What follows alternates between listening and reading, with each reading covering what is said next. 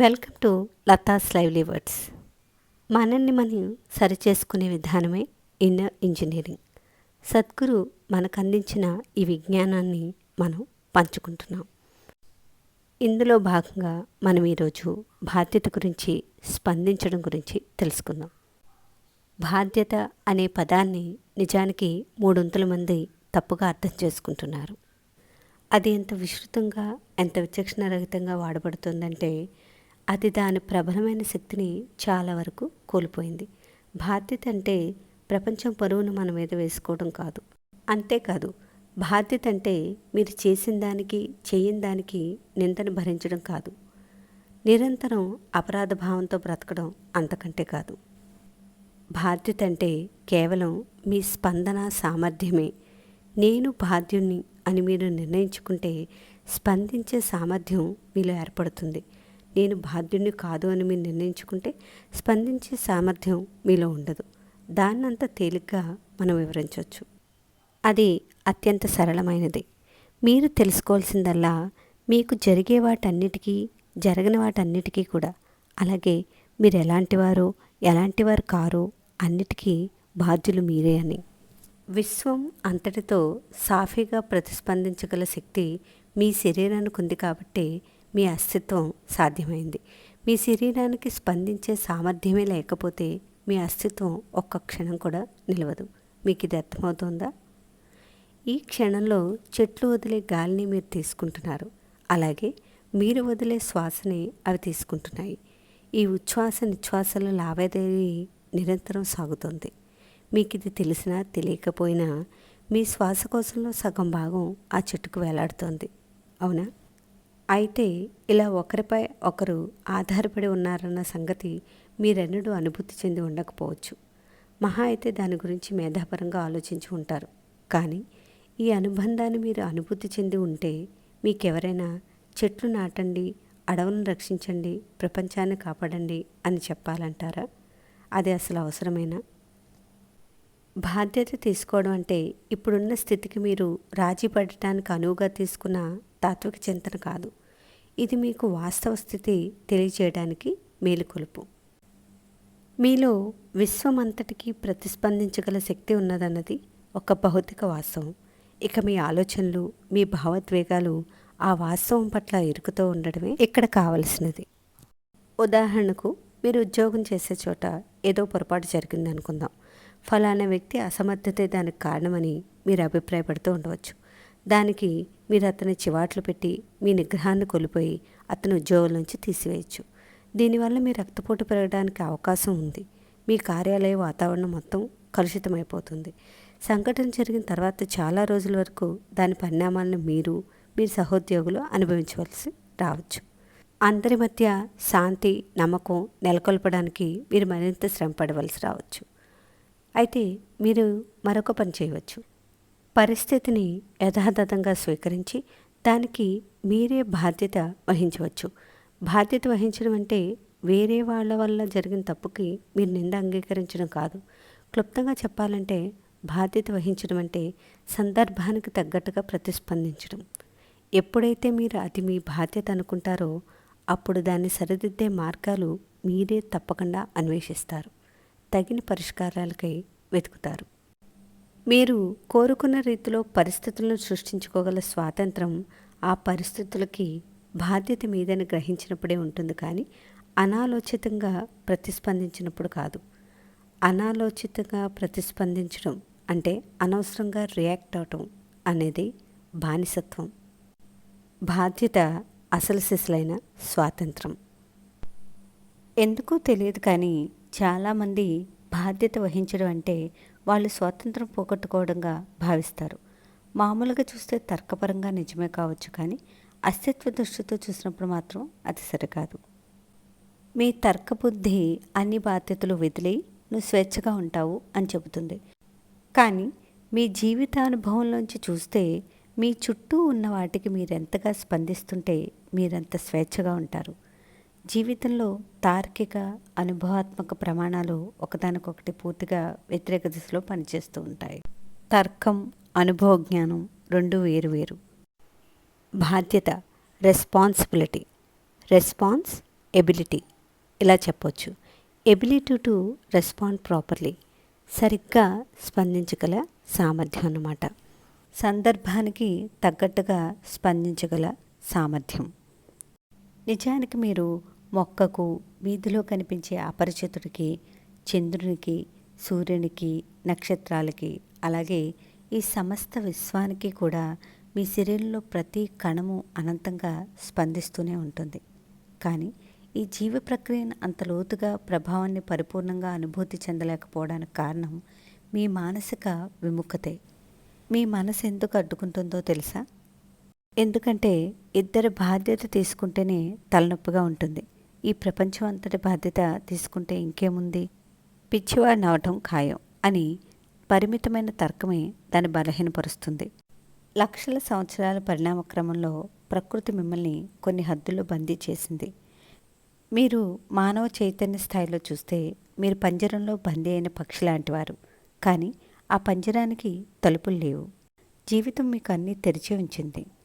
ఆ పంజరం నుంచి బయటపడి స్వేచ్ఛగా ఎగరడానికి మీరు సుముఖంగా ఉంటే కనుక మీరు కోరుకుంటే ఈ విశ్వం అంతటిని అందుకోగలరు. ఎవరో అన్నట్టు గట్టిగా తట్టి చూడండి, తలుపు అదే తెరుచుకుంటుంది. మీరు నిజానికి తట్టనక్కర్లేదు కూడా, ఎందుకంటే అక్కడ అసలు తలుపే లేదు. మనుషులు ఎప్పుడూ ఏదో ఒకదానికి ఫిర్యాదు చేస్తూనే ఉంటారు. వాళ్ళు ఫిర్యాదుల్ని గుర్తింపు కార్డుల వెంట తీసుకుపోతూ ఉంటారు. జీవితం తమకే చాలా అన్యాయం చేసిందని జీవితమంతా కుమిలిపోయేవాళ్ళు చాలామందే ఉన్నారు. వాళ్ళకి జరిగిన ఘోరమైన విషయాల గురించి, వాళ్ళకు దక్కని అవకాశాల గురించి, వాళ్ళు అనుభవించిన అన్యాయాల గురించి ఏకరవ పెడుతూ ఉంటారు. ఇవి నిజమే ఉండొచ్చు. అయితే చాలామంది మర్చిపోయే విషయం, గతం మనలో ఒక జ్ఞాపకంగా మాత్రమే ఉంటుందని. అది పూర్తిగా మానసికమైనది. దానికి ఉనికి లేదు.